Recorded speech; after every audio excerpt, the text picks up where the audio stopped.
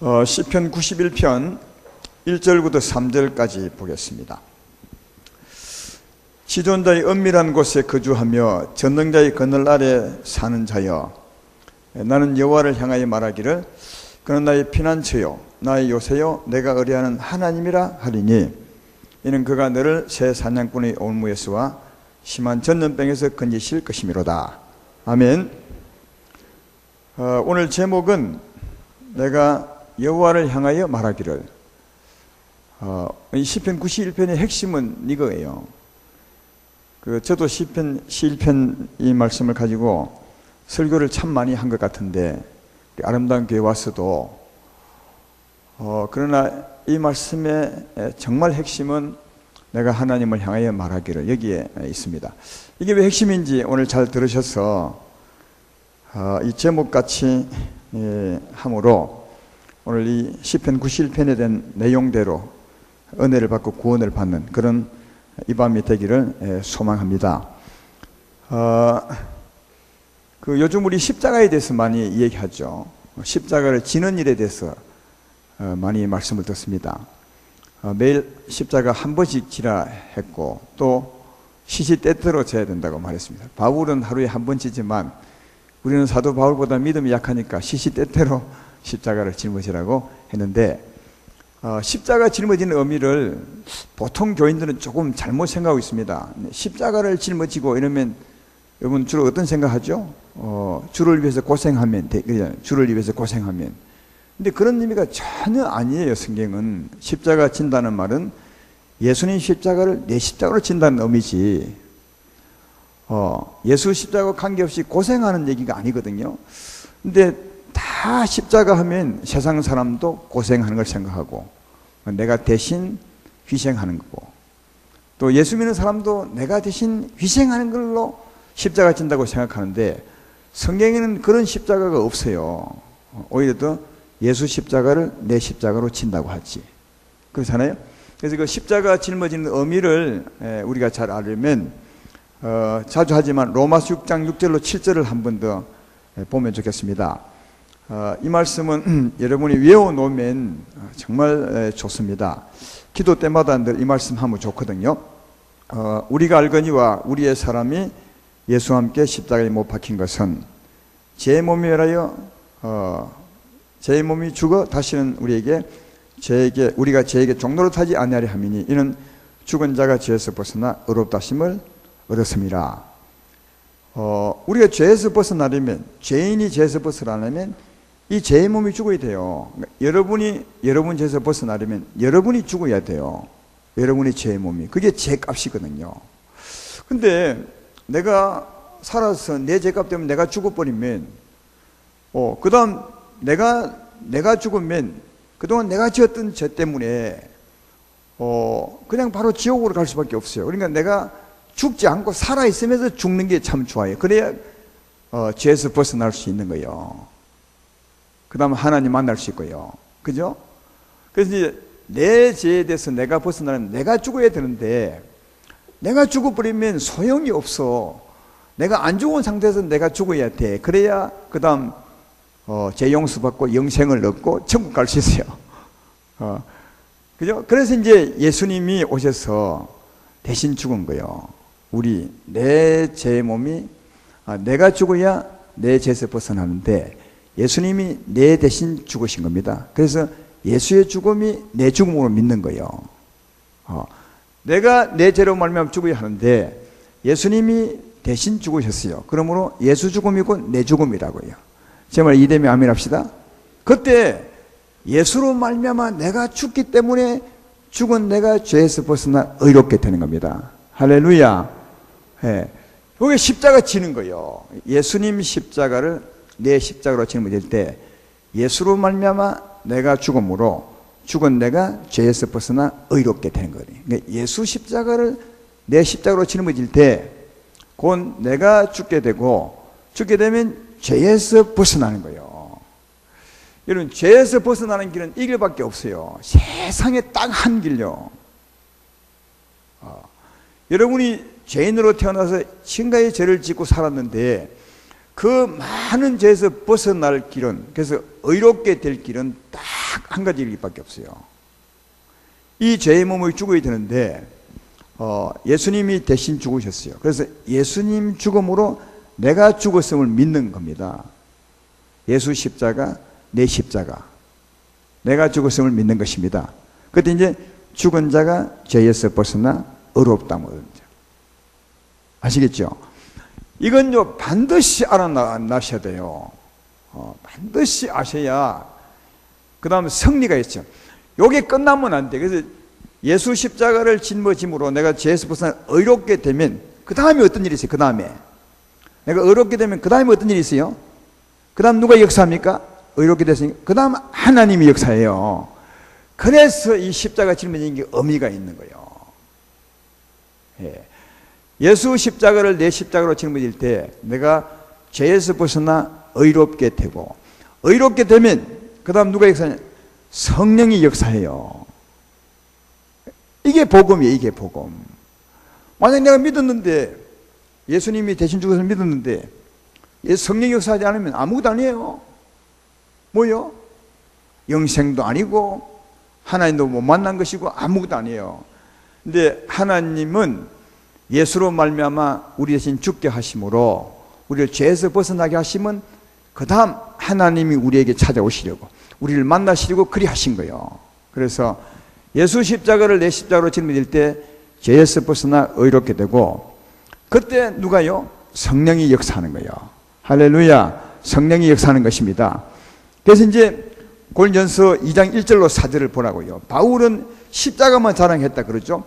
형제들아, 내가 너에게 나가 하나님의 증거를 전할 때에 말과 지혜의 아름다운 것으로 아니하였나니 내가 너희 중에서 예수 그리스도와 그가 십자가에 못 박히신 그 외에는 아무것도 알지 아니하기로 작정하였습니다. 내가 너희 가운데 갈 때 약하고 두려워하고 심히 떨었노라.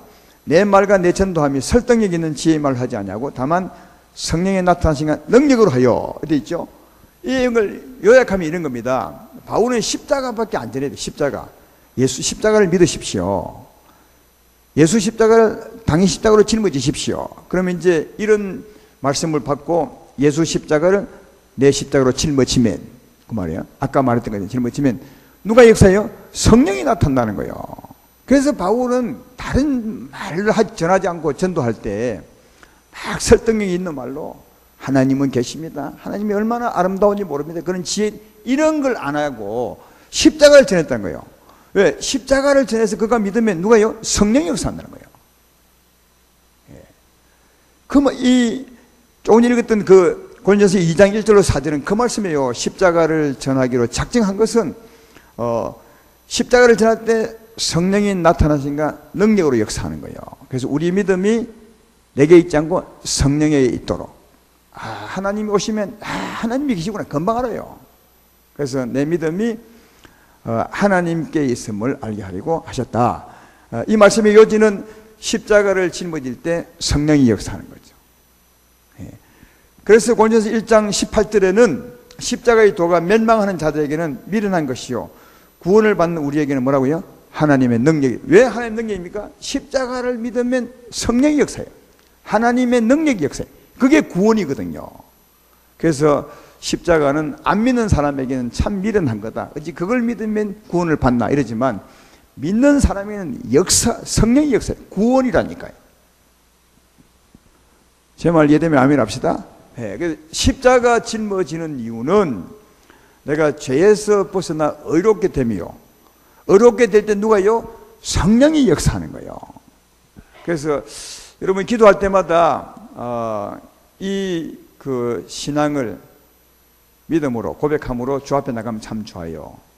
물론 이제 처음에 회개하면 참 좋겠죠. 우리가 살다 보면 하루 살아도 회개할 게 참 많아요. 아무리 믿음 좋아도 믿음 좋으면 좋을수록 더 회개할 게 많아. 정말 마음에 조그맣게 지은 그들도 주 앞에 정말 내어놓고, 주여 내가 하루를 살아가며 내 마음을, 다른 사람은 모르지만 내가 나를 봤을 때 너무 추하게 살았습니다. 나쁜 생각도 하고 추한 생각도 하고 더러운 생각도 하고 그런 죄를 지었습니다. 나를 용서해 주십시오. 주의 십자가는 나의 죄짐을 짊어지고 죽었지 않았습니까? 그 십자가로 말미암아 이 죄의 몸이 죽었습니다. 그러므로 내가 주의 십자가로 말미암아 내가 죄에서 벗어나 의롭게 되었습니다. 이젠 죄가 나를 주장할 수 없습니다. 성령이 나를 주관하기 사오니 성령이 시어 내게 오시사 나를 주관하여 주시옵소서. 이게 십자가 지는 믿음이거든요. 이 밤에도 이런 기도 하시기를 주의 이름으로 축원합니다. 십자가 진다는 말은 그런 말이거든요. 절대로 십자가 진다는 말을 앞으로 고생한다는 말 생각하지 말아요. 오히려 고생 안 해요. 십자가 짊어지면 예수로 말미암아 죄에서 벗어나 의롭게 되고 성령이 역사하는데 은혜가 오는 거지. 내가 십자가 짊어지면 은혜가 오는 거지. 내가 고생하는 거 아니에요. 그 다음 이 은혜로 주님을 따라 사는 것은 그 다음 일이거든요. 따라서 십자가 짊어지는 것은 고생하는 것이 아니라 십자가로 말미암아 죄에서 벗어나는 거고 죄에서 벗어날 때 성령이 역사하는 것이다. 따라서 십자가 짊어짐으로 날마다 성령이 여러분에게 나타나게 하시기를 주의 이름으로 축원합니다. 자, 십자가 짊어지면 성령이 역사해. 성령이 나를 덮어요. 더 정확히 말하면 이미 성령을 받은 분들은 십자가 짊어질 때 성령이 내 안에서 막 솟아난다니까. 샘물처럼 또 빛으로 솟아나서 영에 있는 성령이 영광을 드러내시며 마음을 지나서 육체까지 이렇게 막 솟아나서 나를 덮어요. 그 영광이. 그러니까 이런 것을 우리 믿음으로 보고 사셔야 돼요. 목사님 그런 거 언제 보셨습니까? 그렇게 이제 말할 수 있어요. 여러분이요. 내가 안 봤지만 믿음으로 알 수 있어요. 왜? 성경이 그렇잖아요. 성경이. 구약시대 때 하나님이 성막에 임하셨죠. 그 성막에서 영광을 드러내시면 성막 안에 있는 하나님 영광을 드러내시면 그 구름기둥이 막 솟아났어요. 성막을 덮어버려. 확 이렇게. 그죠? 마찬가지로 오늘날 우리가 하나님의 진짜 성소 아닙니까? 이 성소 안에 있는 하나님이 영광을 드러내시면 회개하고 십자가 의지하고 주님을 사모하면 영광을 확 드러내셔서 우리를 덮는 거죠. 이걸 믿음으로 볼 수 있을 때 왜? 성경을 보고 우리는 보이는 걸 믿고 사는 것이 아니라 말씀대로 역사하는 하나님을 믿고 사는 거예요. 보이지 않는 것은. 제 말 이해되십니까? 십자가를 짊어지면 성령이 역사해요. 한번 여러분 오늘 밤에 그렇게 해보십시오. 정말 회개하고 십자가 붙들고 성령의 나타남을 사모함으로 기도하면 진짜 여러분 마음에서 뭔가 느낌이 달라. 영이지만 영이라 육으로 못 느끼지만 그래도 성령의 이 나타남을 감지할 수 있어요. 진짜 달라져요. 십자가 붙들고 기도하는 사람은 달라져. 그래서 그 영광이 내 마음을 지나 육체를 지나 나를 확 덮는 거죠. 이렇게. 그때를 두고 뭐라냐? 내가 주님 안에 있다 하는 거예요. 그때를 두고. 예. 여러분 지난 우리 고린도 후서 4장 10절을 배웠잖아요. 우리가 항상 예수의 죽음을 몸에 짊어지면 예수의 생명이 또한 어디요? 어디 나타난다? 우리 몸에. 왜 몸에 나타나냐? 영에 있는 주님이 몸까지 나타나는 거죠. 몸까지. 예수의 죽음, 예수의 십자가를 내 십자가로 짊어지면 성령이 영광을 드러내셔서 내 몸까지, 오히려 몸 바깥까지 이렇게 확 덮는 거죠. 그래서 이걸 두고 내가 주님 안에 있다 하는 거예요. 요한복음 14장에 보면 예수님이 뭐라 하냐면 그날에 성령이 오는 날이에요. 그날은 내가 네 안에, 네가 내 안에. 내가 다시 설명하지만 주님이 내 안에 있는 것은 이해가 돼. 성령이 오셨으니까.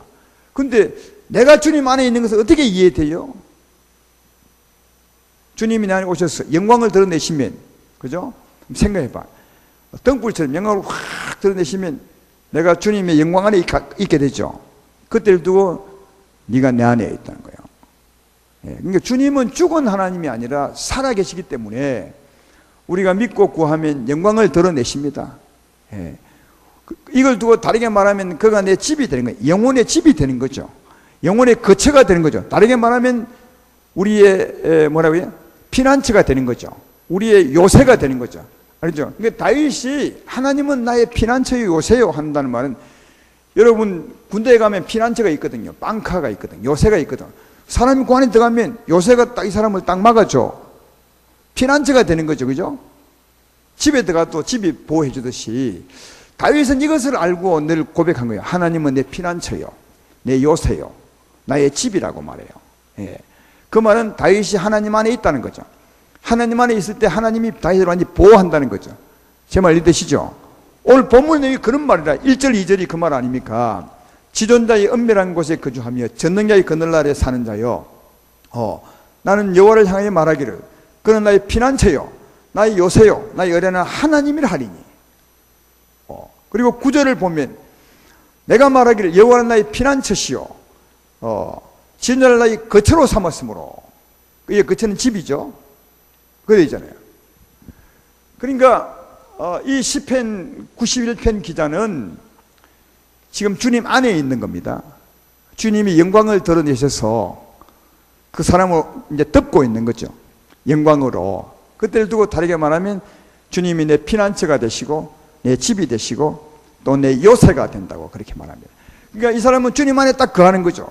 그러면 주님이 그 사람을 딱 이 요새처럼 이렇게 딱 씌우고 있으니까 무엇이 그 사람을 건드릴 수 있겠소? 못 건드리겠죠. 그래서 4절부터 보라고요. 그가 너를 그 깃으로 덮어주니 내가 그의 날개 아래 피하리로다. 그의 진실함은 방패와 손방패가 되시나니 너는 밤에 찾아오는 공포와 낮에 날아드는 화살과 어두울 때 퍼지는 전염병과 밝을 때 닥쳐오는 재앙을 두려워하지 아니하리로다. 1000명이 내 왼편에서 10,000명이 내 오른쪽에서 엎드려지나 이 재앙이 내게 가까이 하지 못하리로다.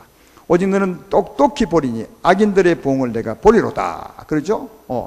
주님이 나를 딱 이렇게 덮고 있어요. 마치 그 암탉이 병아리를 깃으로 이렇게 딱 막아 있는 것처럼, 또 방패와 손방패가 딱 이렇게 붙들고 있는 것처럼 주님이 나를 이렇게 딱 감싸고 있는 거죠. 요새죠, 요새. 피난처죠.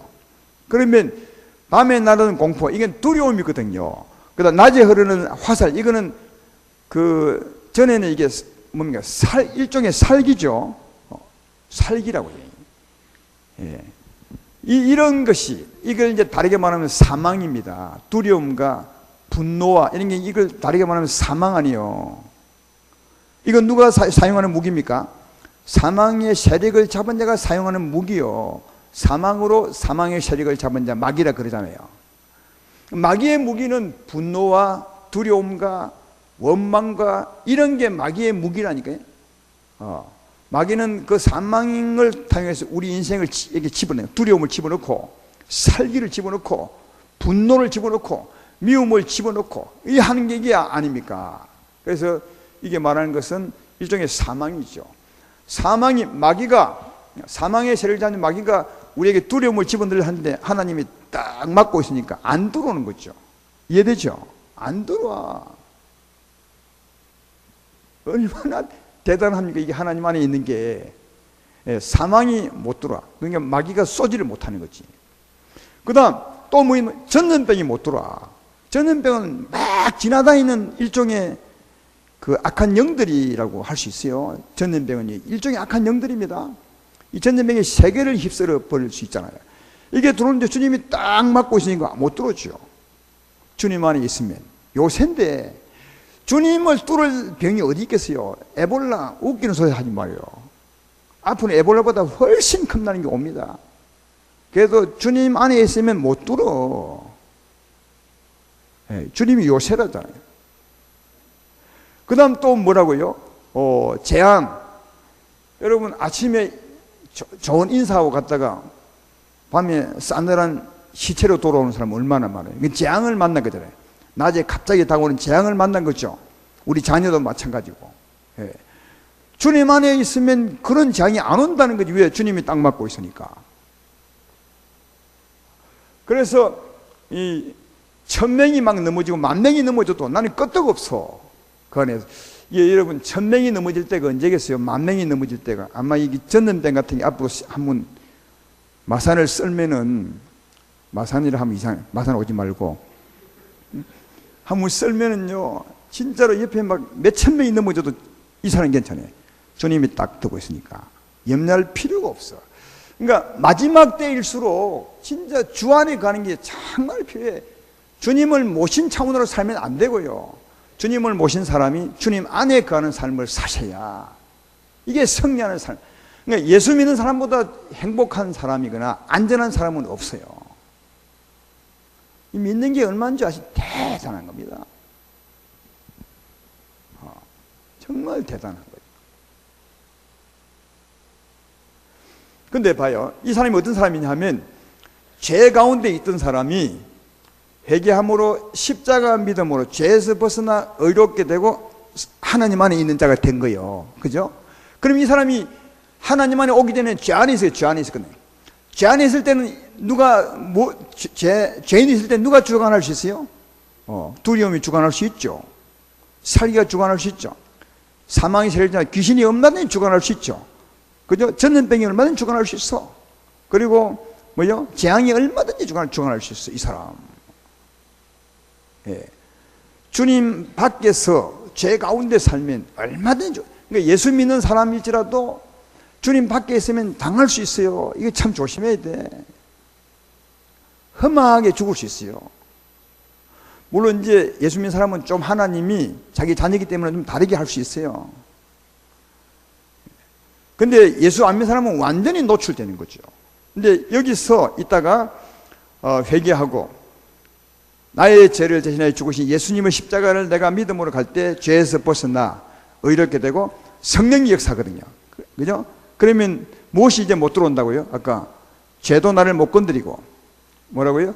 사망도 못 건드리고 사망의 세력도 못 건드리고 그 다음 병도 못 건드리고 또 재앙도 모든 저주가 못 건드려요.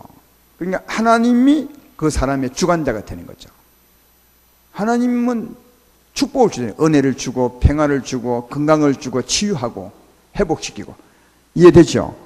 그러니까 여러분 그 십자가 믿음으로 주님 안에 사는 게 정말 대단한 겁니다.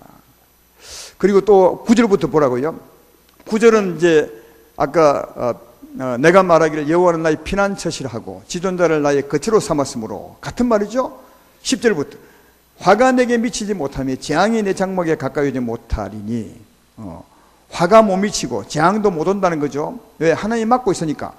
그가 너를 위하여 그의 천사들을 명령하사 내 모든 길에서 너를 지키게 하십니다. 그러니까 우리 또 길 다닐 때도 길 다닐 때 주님 안에 있는 사람들은 주님의 경호원들을 따라다니니까 경호원들을 천사들을 보내사 딱 마고. 여러분 대통령 오신 걸 못 봤죠? 대통령 오면요 미리 경호원들이 딱 와서 전부 정리 다 해요. 옆에 오지 못해요. 다 해요. 하나님이 나를 딱 보호하고 내가 길 걸어가면요, 예? 가면 천사들이 다 못 건드리게 딱 막아요. 그 말 아닙니까? 그러니까 이런 것을 알고 길 가는 사람하고 이런 걸 모르고 다니는 사람은 천지차이야. 이런 걸 딱 알고 하면 딱 어깨 펴고 다니시는데 모르면 야 이거 사고 나는 거 아니냐 이거? 이 쫄아가 다니시. 믿음으로 사는 것과 안 사는 것은 천지차이라 그 말이죠. 그리고 그것뿐입니까?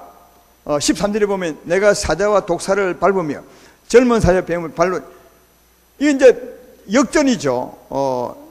수동적이 아니라 이놈들이 나를 못 건드릴 뿐 아니라 내가 주님 안에 있으면 주의 권세가 내 권세가 되었어. 오히려 내가 예수 이름으로 물리칠 수 있어. 밟을 수 있어. 예수 이름 권세로 명하노니 귀신아 가, 독사에 가 할 수 있다는 거예요. 내가 밟을 수 있는 거죠. 그 앞에는 이제 수동적으로 주님 안에 있으면 밖에 것들이 나를 못 건드리지만 이 말씀은 내가 적극적으로 물리칠 수도 있고. 왜? 나를 듣고 있는 주의 권세가 내 권세가 되거든요. 내 말에 힘이 있거든. 뭐 할 때? 주님 안에 있을 때. 그리고 14절에 하나님이 이르시되 그가 나를 사랑한 적 내가 그를 건지리라. 그가 내 이름을 안 적 내가 그를 높이리라. 15절에 그가 내게 간구하리니 내가 그에게 응답하리라. 그들이 환난 당할 때 내가 그와 함께하여 그를 건지고 영원하게 하리라. 주님 안에서 기도한다는 거죠. 그러면 하나님이 들으세요. 그래서 지금 처해 있는 행편에서 구원한다는 거예요. 환난에서. 그러니까 기도도 하나님께 드려지는 기도도 상달되는 기도도 하나님 안에서 하는 기도가 들려. 보니까 네가 기도하리니 내가 들으리라. 지금 어디 있는 주님 안에 있는 상태에서 참 중요하죠. 그리고 이제 살다 보면 환난을 당할 때가 참 많은데 어려움을 겪을 때가 많은데 본의 아니게 그때 이 방법도 나와 있잖아요. 우리는 자꾸 그 환난을 먼저 해결하려고 애를 써. 막 이리저리 막 뛰면서 그 문제 풀어버리고. 그 순서가 안 맞아요.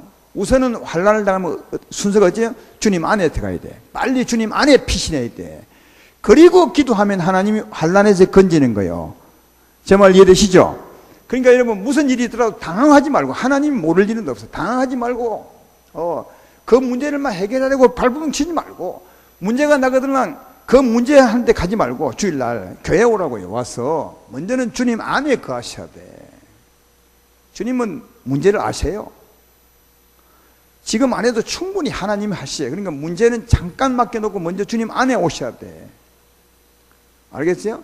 주님 안에 오셔서 기도하면 하나님이 그 환난에서 풀어준다는 거예요. 순서가 환난을 만나거든 환난을 먼저 터치하지 말고 주님 안에 들어가십시오.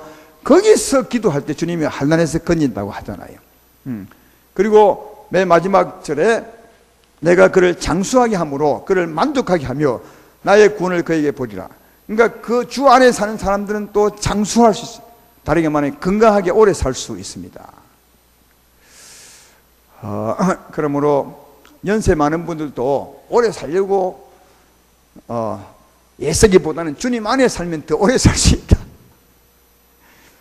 저는 그런 분 참 많이 봤어요. 우리 집사람하고 늘 집에서 이야기하는데, 저 서울에 있을 때 한 분은 주일때도 운동하러 가요. 주일때도 사우나 가고. 아니 교인인데 왜 그러냐? 오래 살려고. 근데요 참 신기하다고요. 그 사람 벌 죽었어요. 예. 아니 젊은 분인데 갑자기 죽었어요. 근데 그분은 막 오래 살려고 주일도 산에 가고 막 이런 일 많이 했어요. 근데 이게 물론 운동도 하고 해야 되겠지만, 사우나도 가고 해야 되겠지만, 주님보다 더 그걸 좋아하는 것은 큰 의미가 없는 것 같아요. 주 안에서 운동하고 주 안에서 사우나하고 주 안에서 낚시 가고 이래야 그게 좋은 것 같더라고요. 이게 하나님 사람의 순서가 아니겠나. 성경이 그러잖아요. 주 안에 있으면 장수한다고. 아시겠죠? 이 오늘 시편 91편에 이런 은혜, 두려움도 우리를 건드리지 못하고, 사망도 건드리지 못하고, 병도 건드리지 못하고, 재앙도 못 오고, 천사가 우리를 지키고, 우리가 독사와 뱀을 밟을 수 있고, 우리 기도가 들려서 환난의 구원을 받고 장수하고. 이게 어디 있을 때요? 주님 안에 있을 때 그렇다는 거예요. 주님 안에. 주 안에 있기를 주의 이름으로 축원합니다. 십자가 믿음으로 꼭 주 안에 들어가서 사시기를 주의 이름으로 축원합니다. 근데 더 정확히는 오늘 시편 이 아까 말했던 것처럼 이 말씀의 진짜 참 의미는 주 안에 거할 뿐 아니라, 주 안에 그런 것 자체만 주 안에 거할 뿐 아니라 그다음 그 안에 거하는 것을 믿음으로 선포할 때요. 정확히 말하면 단지 주 안에 거하는 상태로 살 때 이런 은혜를 받는 것이 아니라 주 안에 살면서 주 안에 사는 것을 믿고 선포하는 거예요. 그때 이런 은혜를 받는다고 해요. 1절을 보시라고. 1절을 보면 주님 안에 거하는 상태죠. 지존자의 은밀한 곳에 거주하며 전능자의 그늘나라에 사는 자요. 이 주 안에 거하는 거예요. 맞잖아요. 지존자의 은밀한 곳에 거주하며. 주 안에 거한다는 말이죠. 전능자의 그늘나라에 사는 자요. 주님의 손 안에 딱 사는 자요. 거의 끝이 아니에요. 그 다음 2절에 나는 여호와를 향하여 말하기를, 말해야 돼요. 그런 나의 피난처요, 나의 요새 나의 은혜하는 하나님이라 하리니. 그럼 어찌 되느냐? 3절에 이는 그가 너를 새 사냥꾼의 올무에서와 심한 전쟁에서 건지실 것이므로다. 그러니까 주님 안에 거하면서 그 안에 거하는 의미를 믿음으로 선포하는 거지. 나는 주 안에 거하면서요, 분명히 주 안에 거하셔야 돼요. 그 상태에서 주여 나는 주님 안에 거하며 주님이 내 피난처입니다, 나의 요새입니다. 그러므로 그 말 속에는 여기는 이제 주님 나의 피난처라 말하리니, 나 요새란 말하리니 여기까지 했는데, 주님이 나의 피난처라 요새란 말한다면 그 마음속에 어떤 게 있는 겁니까? 어느 누구도 나를 못 건드립니다, 이런 믿음이 있는 거죠. 그죠? 그렇잖아요. 주님이 내 피난처심으로. 그 다음은 어떤 말이 생략됐나고요? 어떤 놈도 나를 못 건드립니다. 사망도. 이 말이 포함된 거 아니에요. 맞죠? 바로 그거예요. 주 안에 거하면서 그걸 믿음으로 선포하는 거예요. 내가 말하리니 그러면 어떻게 된다고요? 하나님 너를 보호한다는 거예요. 주님 안에 거하시면서 거하는 그것을 믿음으로 선포하시기를 주의 이름으로 축원합니다. 거하면서 주님은 나의 피난처심으로, 나의 요샘으로 어떤 누구도 나를 건드릴 수 없습니다. 사망도 건드릴 수 없고 귀신도 나를 건드릴 수 없고 전염병도 나를 건드릴 수 없고 사고도 나를 건드릴 수 없습니다. 이걸 믿는 거죠. 내가 거하면서 거한 그 상태를 믿음으로 선포하는 거죠. 그때 하나님이 뭐라고요? 역사한다는 거예요. 여러분, 믿음으로 선포하는 것과 그냥 거하는 상태는 천지 차이입니다. 어떤 분들은 가끔씩 말해요. 주님 안에 거해. 자기는 모르지만. 그런 분 많잖아요. 성도님 중에서도 하나님 볼 때는 주님 안에 거하는데 본인은 거인지도 모르죠. 또 거하는 게 어떤 의미인지도 몰라. 그러니까 실제로 주님 안에 거하고 있으면서도 그게 어떤 의미인지 모르는 사람이 많아요. 자기 거하면서 주님이 내 피난처인지 요새가 되는지 나를 어떻게 하는지 그걸 전혀 몰라요. 그런 사람들은 금방 불안해지고 조금만 상이 배려도 불안해지고 주님을 못 믿고 그죠? 그래서 주의 보호를 못 받죠. 그렇지만 주님 안에 딱 거하면서 주님은 내 피난처입니다. 요새입니다. 그러므로 어느 누구도 나를 못 건드립니다. 이런 사람은 분명한 믿음이 있어요. 그래서 그 믿음대로 하나님이 역사해서 사망이 못 오도록 전염병이 못 오도록 하나님이 막으신다고 방패로 막아주시고 지킨다고 그렇게 말씀하고 있습니다. 따라서 우리가 꼭 기억해야 될 것은 오늘 이 말씀의 핵심이 여기 있어요. 말해야 돼요. 주 안에 가시기를 주의 이름으로 축원합니다. 그리고 말하셔야 돼.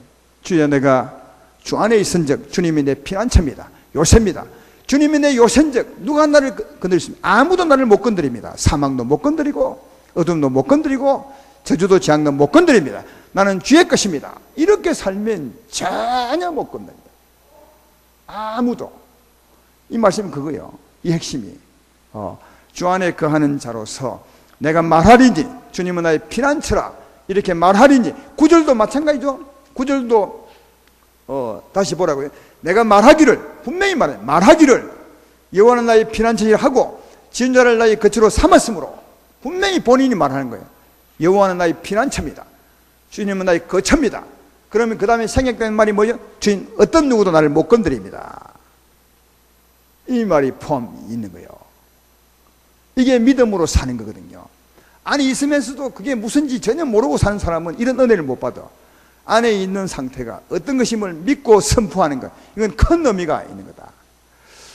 오늘 이 밤에 사랑하는 여러분 꼭 주 안에 가시기를 주의 이름으로 축원하면 그리고 선포해 보시라고요. 주님은 내 요새입니다. 나의 집입니다.